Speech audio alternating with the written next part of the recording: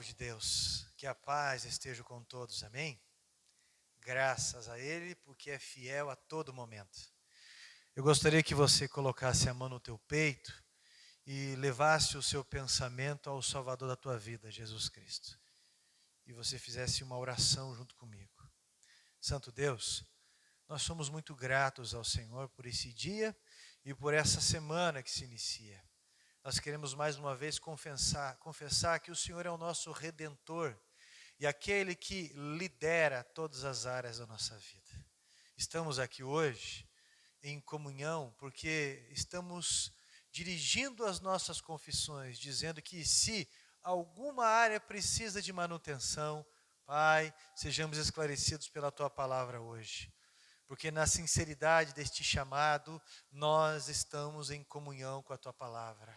E pedimos que o Senhor use o pregador e que ministre ao nosso espírito de uma forma que venhamos entender a revelação do Senhor. Pois caminhamos por esta revelação. Pois a Tua palavra é luz para o nosso caminho, meu Deus, e desde já queremos agradecer pelo escudo que tem sido ela nos nossos passos, que nos fortifica uma fé que nos faz combater todas as questões tóxicas deste mundo. Repreende a Satanás e desde já ligamos esta oração ao céu, gratos em nome do Senhor Jesus. Amém. Abra a tua Bíblia, por favor, no Evangelho de Lucas, capítulo de número 2. Evangelho de Lucas, capítulo de número 2, versículos de número 41 ao 52.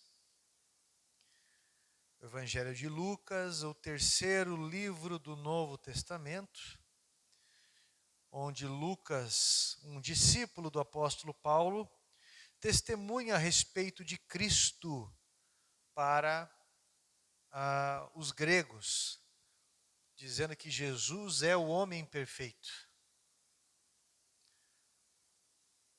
Todos acharam?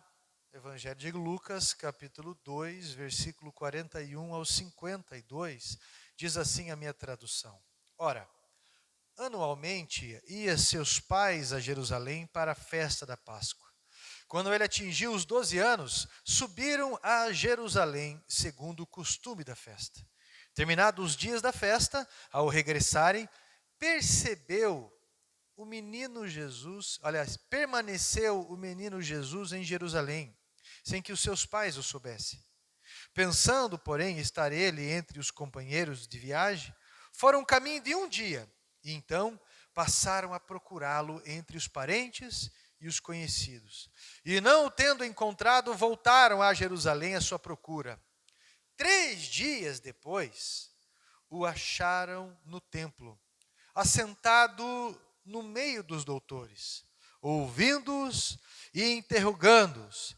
E todos os que o ouviam, muitos se admiravam da sua inteligência e das suas respostas. Logo que seus pais o viram, ficaram maravilhados. E a sua mãe lhe disse: Filho, por que fizeste assim conosco? Teu pai e eu, aflitos, estamos à sua procura. Ele lhes respondeu: Por que me procurais? Não sabeis que me cumpria estar na casa do meu pai? Não compreenderam, porém, as palavras que lhe disseram. E desceu com eles para Nazaré e era-lhes submisso. Sua mãe, porém, guardava todas essas coisas no coração. E crescia Jesus em sabedoria, estatura e em graça diante de Deus e diante dos homens. Meus irmãos, olha só como Deus faz as coisas nas nossas vidas. Eu quero dizer para vocês que Jesus de forma alguma era desrespeitoso ao seu pai e à sua mãe, e ainda assim a Bíblia enfatiza que ele era submisso ao seu pai e à sua mãe. Ele está falando num nível espiritual ali, até para que a Bíblia diz que os seus pais não entenderam, mas a sua mãe guardava aquilo no coração. Pois bem, você acha que 12 na Bíblia, ou 12, é pouco? Na cultura israelita, 12 para um menino judeu dizia que ele começava uma preparação para que se tornasse um menino da lei. Ele começava a observar as exigências da lei. E como na lei judaica era exigido, eles deveriam comparecer às festas religiosas. Festa da Páscoa, de Pentecoste, festa do Tabernáculo. E os pais de Jesus eram muito obedientes com relação a isso. E naquele ano foram em uma caravana de parentes para Jerusalém, para a festa da Páscoa. Terminados os dias de festa, a Bíblia diz que eles regressaram. E quando já estavam a um dia de caminhada, perceberam que Jesus não estava junto. Achavam que ele estava entre os parentes e ele não estava. Até que voltaram para Jerusalém e foram achar ele depois de 3 dias. 3 dias, um dia que não haviam percebido a sua falta. E depois 2 dias o procurando. Isso é, depois de 3 dias, eles acharam Jesus no templo. Porque cumpria o seu ministério, estudava sobre o ministério. Jesus, ele mostra consciência do seu relacionamento único com o Pai, bem como a consciência da sua missão. Nós, eu e você, precisamos ter consciência do nosso relacionamento único com Deus. Você sabe quem que você está louvando? Você sabe quem chamou você para a obra, quem chamou você para perto nesse comprometimento? Você sabe a importância que você tem, você e as suas habilidades, para o reino de Deus? Você sabe disso? Talvez você sofreu muitas afrontas na sua vida, e tudo isso serve para moldar você para uma grande missão. O sacrifício de alguém sempre é para salvar a outro, e isso começa por Jesus. Tá? É muito importante eu e você entendemos, porque nós encontramos muitas pessoas e talvez nos damos conta de que nós mesmos possamos estar num ativismo religioso, cantando, pregando, dizimando, indo a um culto, mas com uma fé sem sentido, sem a consciência de uma pessoa salva. Você pode fazer qualquer coisa de prática religiosa, mas se você não tiver consciência disso que está fazendo, a sua salvação pode estar em risco. Talvez você perdeu Jesus de vista. E já faz algum tempo que está caminhando sem Jesus, porque vive uma fé sem lógica, sem prática. Apenas, talvez guardando um dia da semana, talvez apenas com um compromisso financeiro, talvez apenas um ativismo religioso. E a Bíblia, ela nos auxilia a entendermos tudo isso. Por que que você talvez perdeu Jesus de vista? Eu quero tratar 3 pontos rapidamente com vocês aqui. Por que que às vezes nós perdemos Jesus de vista? Primeiro ponto. Porque às vezes passamos à sua frente. O versículo 43 diz assim: ao regressarem. Isso é, foram caminhando e achando que Jesus estava junto. A nossa ansiedade, ela atrapalha a gente em muita coisa. Por exemplo, no namoro.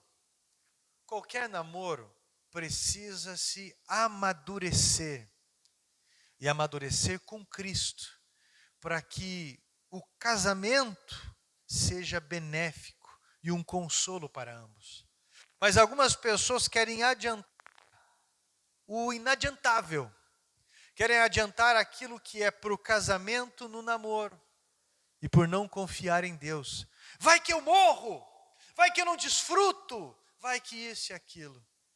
E acaba colocando a carroça na frente dos bois. E depois pergunta para Jesus, pergunta para Deus: Senhor, por que tudo isso está acontecendo? Por que esse casamento perdeu o propósito? Porque na verdade, a pessoa passou à frente de Jesus, deixou Jesus para trás, deixou os conselhos de Jesus para trás.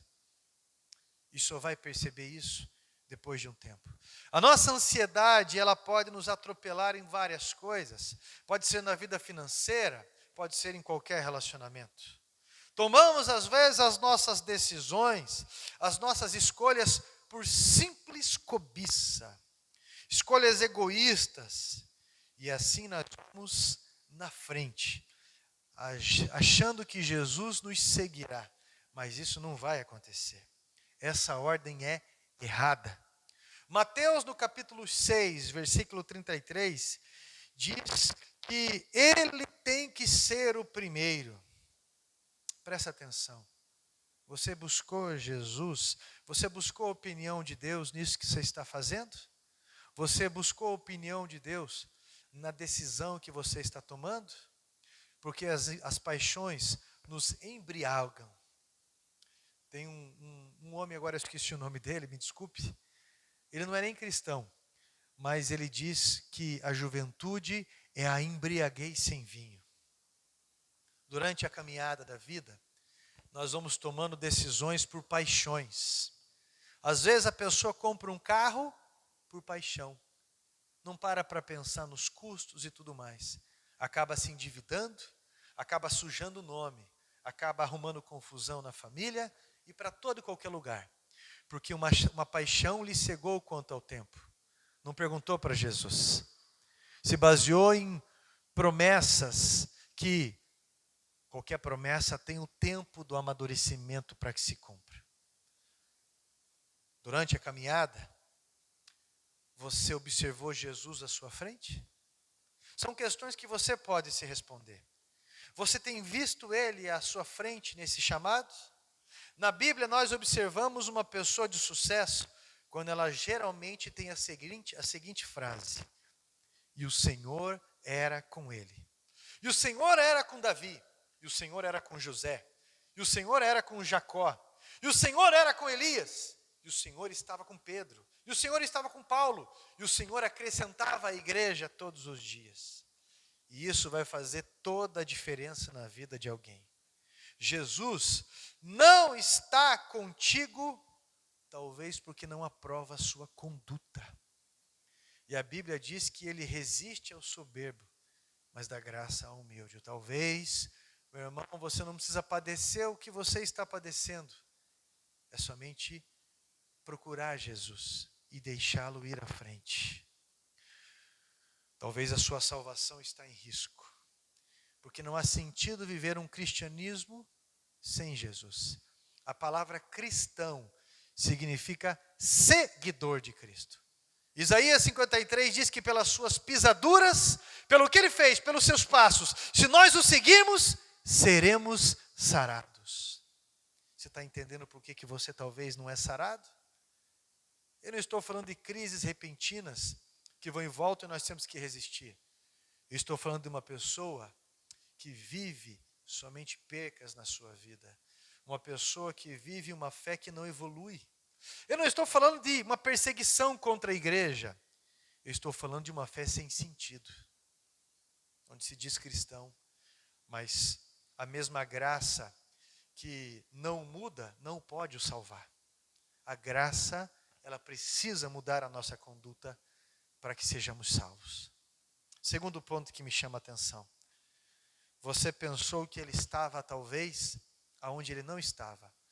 Pastor, quando que eu perdi Jesus de vista? Quando que ele não estava à minha frente? Quando você pensou que ele estava aonde ele não estava. O versículo 44 diz que eles pensavam ali que Jesus estava no meio dos parentes, no meio dos conhecidos, e ele não estava. Jesus está pedindo sempre a nossa santificação. Porque o ambiente do nosso coração, dos nossos pensamentos, eles devem conter a recuperação, essa imunidade. Isso é o temor de Jesus, que sempre nos recupera. Porque você pensa que às vezes ele está numa forma relaxada de servir no ministério? Por que você acha que Jesus está numa conversa profana? 1 Coríntios, capítulo 15, versículo 33 diz assim: cuidado com quem você anda e onde você vai, porque as más conversações corrompem os bons costumes. Você talvez procura vida aonde não tem vida. Algumas pessoas estão procurando Jesus somente na moda. Estão procurando Jesus ou substituindo ele por um namoro, pelo dinheiro ou apenas por prazeres. Mas eu te afirmo que a vida eterna, ela é Jesus. O Evangelho de João, capítulo 17, versículo 3, diz que a vida eterna é essa: que conheçam a Deus Pai e a Jesus Cristo reconheçam como aquele a quem Ele nos enviou. A vida eterna é essa. A conduta com Jesus é assim. E você vai encontrar a vida de verdade quando você buscar de todo o seu coração, quando as suas intenções se voltarem para Jesus. A todo momento nós somos provocados a tomar decisões na vida. A vida se baseia em decisões. E Jesus, na sua palavra, sempre aponta as decisões que nós temos que ter. Pastor, aonde eu tenho que procurar Jesus? Os servos dele irão sempre dar direções. A palavra dele sempre irá dar direção. E os servos dele sempre nos ajudarão a tomar escolhas saudáveis mediante essa palavra. O versículo 46 diz que 3 dias depois o acharam. Esse é o terceiro ponto que me chama a atenção. 3 dias depois que foram achar Jesus, e acharam Jesus onde? No templo. O que isso significa, pastor? Aonde que eu vou encontrar Jesus? Procure amizades de servos de Deus. Pessoas que passam a te abençoar e te discipular. Procure o servo de Deus. Procure a comunhão. Se você perdeu Jesus de vista, procure alguém que esteja mais forte do que você para te ajudar. Que seja um discípulo de Cristo.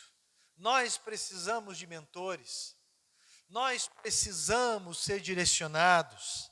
A palavra nos ensina que Jesus estava na casa do Pai. Isso é, não se afaste da comunhão. A igreja não está errada em congregar.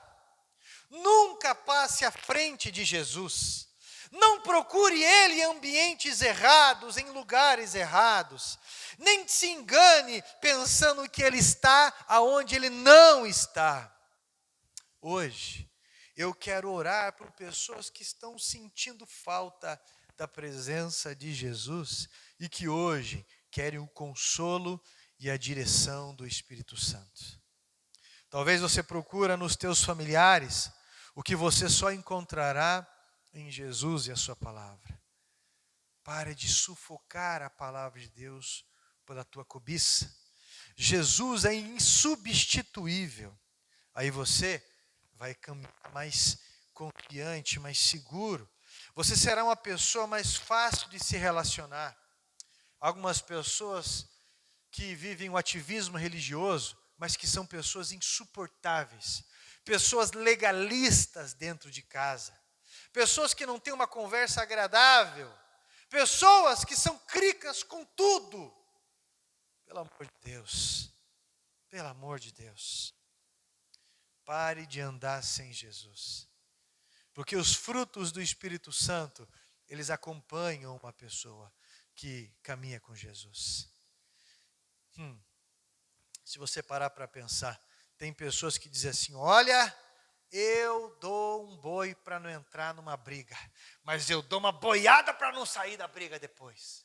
E tem orgulho disso. Mas na verdade a Bíblia fala sobre o domínio próprio. E uma pessoa que pensa assim, é uma pessoa que tem ausência do domínio próprio. Você tem capacidade de resistir a algumas coisas inúteis na vida, ou que tiram você do eixo. Pare para pensar. Pare para pensar. Quando a Bíblia fala sobre oferecer a outra face, ela está falando sobre uma resposta cristã a um posicionamento de ofensa. A Bíblia está falando sobre a honra cristã. Deixe Jesus ir na frente. Ah, pastor, quando alguém pisa no meu calo, eu vou te falar. Quando pisa, mexeu com os meus filhos, pastor, fez, e eu não estou preparado para isso. Cuidado com esta fala, porque você pode experimentá-la. Tome muito cuidado, porque o próprio Jó disse, o mal que eu temia, ele me sobreveio. Tome cuidado com discursos de orgulho, às vezes, porque você pode aprender da forma mais difícil o caminho da humildade, o caminho de deixar Jesus ir à frente na caravana da vida. Pare de andar sem Jesus.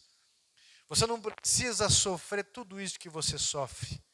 E talvez o ponto principal disso é o orgulho, de achar que está numa caravana que Jesus não está. Existe uma caravana andando sem Jesus. É uma caravana de lamentos, de tristeza. É uma caravana com o sentido de um abismo. E talvez você percebeu que não quer fazer mais parte dessa caravana. Se Jesus não estiver junto, não vale a pena continuar ali. E se você quiser começar essa caminhada em busca de Jesus, isso vai exigir de você um molde. Isso vai exigir o que nós chamamos de santificação. O que é santificação? Uma separação. Em que sentido, pastor? Se aqui leva a um caminho de perdição, eu quero esse caminho. Então essa separação me leva a uma escolha. Porque existe o verdadeiro caminho da santificação, o caminho da felicidade verdadeira e sólida. Ninguém fica a noite inteira numa farra sem entorpecer a própria mente. As pessoas precisam se embriagar, muitas vezes, para doparem a mente e tomarem rumos errados. Pode ter certeza disso. Pode ter certeza disso. Eu preciso que você entenda que a Santa Ceia, que nós iremos participar logo mais, é em memória de Jesus. Isso é sem dopar a mente. É em memória de Cristo, isso é racional. A Bíblia diz, para oferecermos a Deus um culto racional. Ninguém dopou a nossa mente. Eu preciso que você entenda que isso é para aquelas pessoas que decidiram com que Jesus guiasse, ditasse as regras da sua vida. E você o achará no ministério, servindo a Ele. Quanto mais você se compromete com Ele, mais esse molde vai lapidando a tua vida. Eu preciso que você entenda isso, que pelas suas pisaduras, pelas pisaduras de Cristo, nós passamos por um caminho onde nós vamos sendo sarados, um caminho de vida eterna. E a Bíblia diz que agradou a Deus moê-lo. E a Bíblia diz que ele ficou feliz, porque viu o resultado do seu sacrifício. Pare e pense nisso, porque ele nos espera num serviço de reino.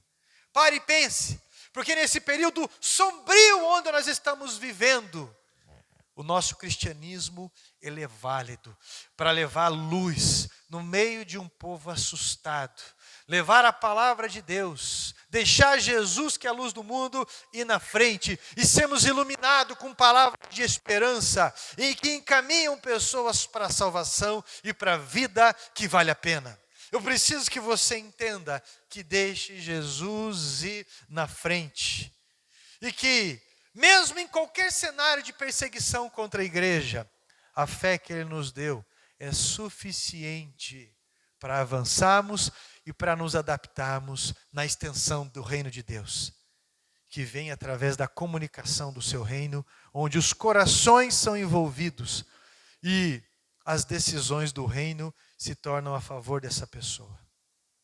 Amém, meus irmãos? Você perdeu Jesus de vista? Hoje é hora de começar a buscá-lo, a procurá-lo. E as coisas vão mudar ao redor. Porque você vai mudar. Porque os teus olhos vão mudar. Porque a tua forma de agir vai mudar. A forma da consciência. Coloca a mão no teu peito. Eu quero orar pela tua vida. E eu quero ligar esta oração ao céu de alguém que confessa que está caminhando sem Jesus. Está caminhando com uma caravana religiosa, mas que Jesus não está presente. e que hoje está buscando a Cristo, toma a decisão de que em alguma área da sua vida irá buscar Jesus para que Ele vá à sua frente. Santo Deus, em nome de Jesus Cristo, onde houver uma pessoa me ouvindo agora, uma pessoa ouvindo a Tua palavra, que ela não esteja humanizando uma palavra que é espiritual. Onde houver uma família reunida agora para ceiar, nós estamos pedindo ao Senhor também que em nome de Jesus Cristo, essa pessoa venha entender a revelação da Tua palavra e venha buscar o sentido da tua fé em Jesus Cristo. Que o Senhor venha estar à frente desse exército, que o Senhor seja o cabeça e que ao Senhor seja glória, honra para todos sempre, em nome de Jesus Cristo, e todos digam amém, Jesus. Graças a Deus. Eu quero agora que você convide os seus familiares para onde você está agora, ou mesmo se você estiver sozinho. Você que separou aí o seu pão, você que separou aí o seu suco de uva, né, o seu vinho não fermentado, de preferência. Você que separou, pastor, eu não separei. Pode ser um pedaço de bolacha mesmo, e pode ser água, não tem problema. O importante é ser em memória de Jesus. Amém? Abra sua Bíblia, por favor, no livro, na carta, na epístola de 1 Coríntios, capítulo de número 11, a partir do versículo de número 23, porque eu vou ler um versículo e vocês vão ler o versículo seguinte. Amém? Louvado seja Jesus. Eu vou ler um versículo e você irá ler o versículo seguinte. Eu vou pegar aqui o cálice, eu vou entregar para minha esposa, isso, tá? Eu vou entregar um pão para ela também, isso. Nós vamos ler e nós vamos consagrar. Nós vamos ler e nós vamos em seguida orar consagrando isso. Então eu vou ler o primeiro versículo e vocês, junto com a pastora, irão ler o próximo versículo. Amém?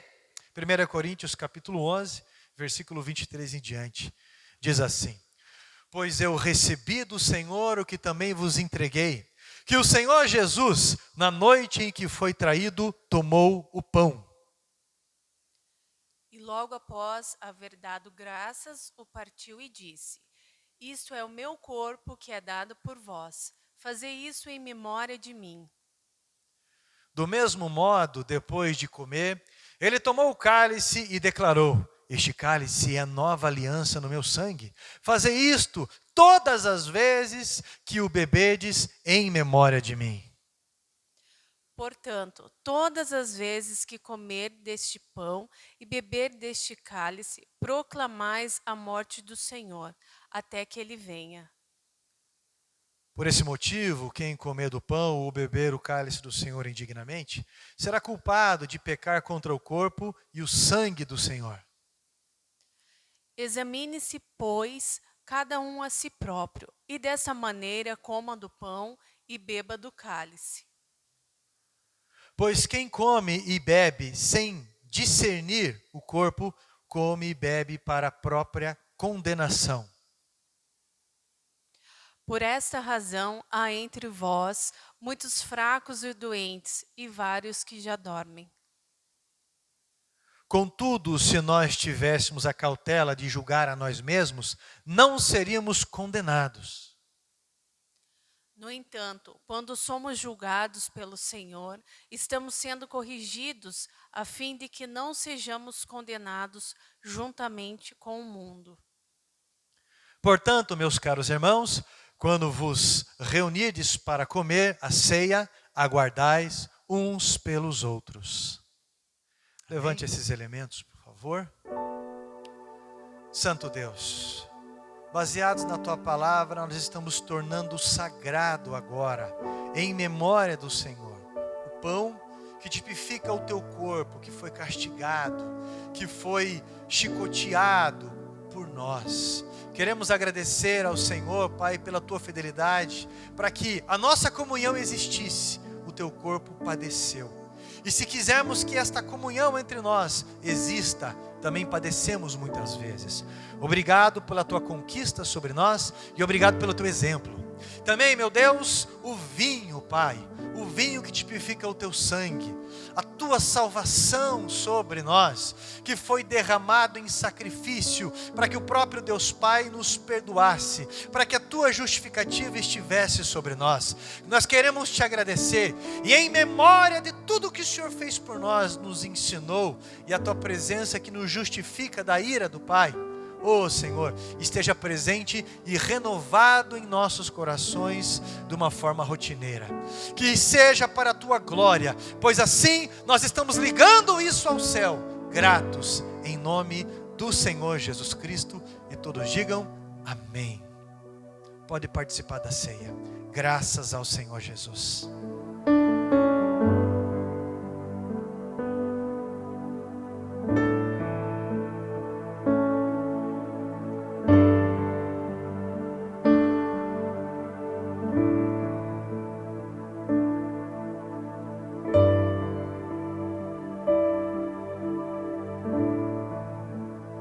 Santo Deus, nós somos muito gratos por essa rica oportunidade, que em meio ao caos, o Senhor é a luz, o Senhor é a ordem, que em meio a tantas tristezas, o Senhor é o nosso consolo. E embora, Pai, o mundo esteja assustado, a igreja tem uma expectativa quanto à tua vida, a tua vinda, Senhor. Nós estamos aqui, meu Senhor, na graça e na dispensação disso tudo, na escolha de continuarmos servindo ao Senhor. E nesta comunhão, agradecidos pela cura, agradecidos pelo sustento, agradecidos pela comunhão, agradecidos, Pai, porque a tua paz excede todo o entendimento. Temos todos os motivos para caminhar perturbados, para caminharmos aflitos, mas quando olhamos para a tua palavra, temos toda a razão de caminharmos em paz, num Deus que sempre cuidou de tudo e não descansa, um Deus que não tosqueneja, um Deus, Pai, que não escorrega, mas que é fiel acima de tudo. Então, Senhor amado, que a tua graça ainda seja estabelecida e estendida nos corações, que seja renovado, Pai, a paz, que seja renovado a gratidão nessa caminhada nossa, em nome de Jesus Cristo. Faz-nos ser pessoas ainda mais fortes, e que tudo isso seja para a sua glória e para testemunho do seu evangelho. Assim nós te agradecemos em o nome do Senhor Jesus Cristo, e todos digam amém. Estenda a sua mão para receber a bênção apostólica. Que o grande amor de Deus, que a paz do nosso Senhor Jesus Cristo Salvador, e que a mais doce comunhão com o Espírito Santo e seja a mais pura presença recuperadora na vida de todos. Em nome de Jesus, e todos digam amém. Graças a Deus. Amém? Um grande abraço, povo de Deus.